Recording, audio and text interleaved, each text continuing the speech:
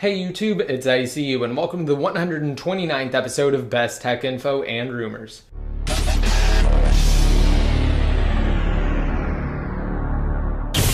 Alright, and to start off, I'm going to preface by saying that this episode is going to be slightly shorter than normal. I'm going to discuss something rather troubling related to the Evasi0n jailbreak. And for those of you that don't know, I'm assuming most of you do though, Evasi0n is an untethered jailbreak utility for iOS 6 through 6.1.2 for all iOS-based devices that can upgrade to and past iOS 6. So not only is this the first jailbreak for devices like the iPhone 5, the 5th generation iPod Touch, the iPad mini, and the 4th generation iPad, but it's also the first untethered jailbreak for iOS 6. Well now, according to a new report from Forbes that interviews one of the key members of the Evaders, Planet being, iOS 6.1.3 will most likely patch the untethered jailbreak. Now following Apple's recent developer exclusive release of iOS 6.1.3 Beta 2, Planet being tested the update's compatibility with Evasi0n and regrettably discovered that one of the 5 key exploits utilized had been patched. And in spite of the record high number of iOS devices that have been jailbroken using Evasi0n,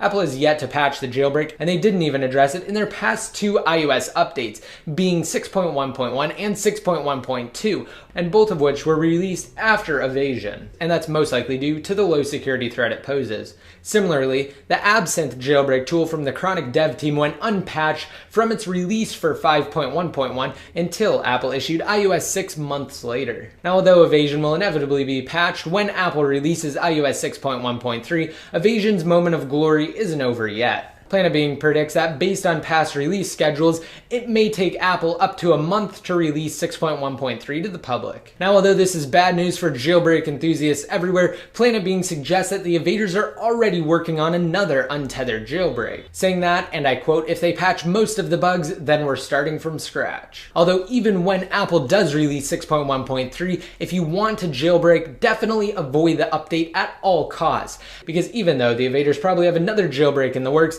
they'll likely save it until Apple releases new iDevices and iOS 7. And along the same lines, Notcom updated Tiny Umbrella to version 6.12.00. The latest version of the SHSH blob tool now supports 6.1.2 and all versions of iOS 6, excluding the developer-exclusive beta version of 6.1.3. Now, while the update can grab SHSH files for all iPhone, iPad, and iPod Touch models, only those powered by an A4 or earlier processor are able to use those SHSH blobs or files to downgrade to a previous firmware. However, even so, it's a good precautionary measure to back up your SHSH blobs on newer devices like the iPhone 5 and the iPad 4, as they'll most likely be required to downgrade if a solution is made available in the future. Because Apple closes the signing window with every new release of iOS, which essentially makes it impossible to grab SHSH blobs for previous firmwares. Also, if you have yet to jailbreak your iPhone 5, iPhone 4S, iPhone 4, iPhone 3GS,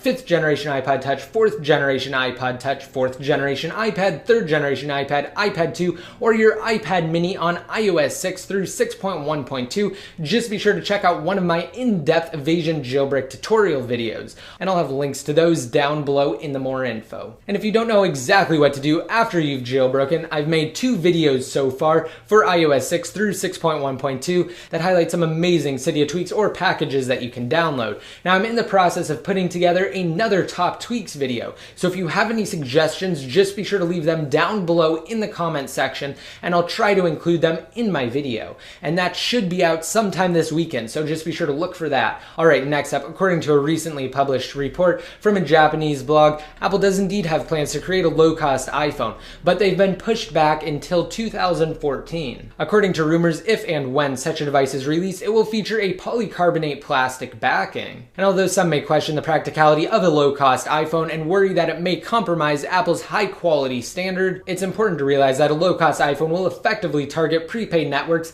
those looking to buy an iPhone without a contract, and emerging markets due to a relatively inexpensive, unsubsidized price. And surprisingly, the low-cost iPhone is rumored to feature a 4.5-inch display as opposed to the new 4-inch Retina display size that was introduced with the iPhone 5 last September. Now, while most rumors predict that a cheaper iPhone will incorporate a smaller screen size, it's entirely possible that Apple will launch the device alongside a regular iPhone with an enlarged display. Now, it's suggested that although the cheaper polycarbonate iPhone's design will be highly reminiscent of the current iPhone, the device will be slightly thicker because of the materials utilized for the casing. Now finally, the site claims that the iPhone 5S, which is rumored to launch later this year, will be equipped with a dual LED camera flash system. And interestingly, iLounge previously reported that the iPhone 5S will offer improved LED flash. Now, could this dual LED flash system be the rumored improvement that iLounge was alluding to? Also, the iPhone 5S is rumored to incorporate an enhanced sensor for the rear-facing camera and, as expected, an improved processor. Alright, and don't forget you can still enter my current giveaway to possibly win a $100 iTunes gift card. Just be sure to like this video and leave any relevant comment down below in the comments section. Once your comment's posted, you'll be automatically entered to win. And I will conclude the giveaway sometime after this weekend, which most likely means that my upcoming Top Cydia Tweaks video will be your last chance to enter. So definitely don't forget about that. Also, don't forget to hit that subscribe button to be notified every time I release new videos, and just be sure to like me on Facebook, follow me on Twitter, and add me in one of your circles inside of Google Plus to be updated more often. And until next time, this is ICU signing out.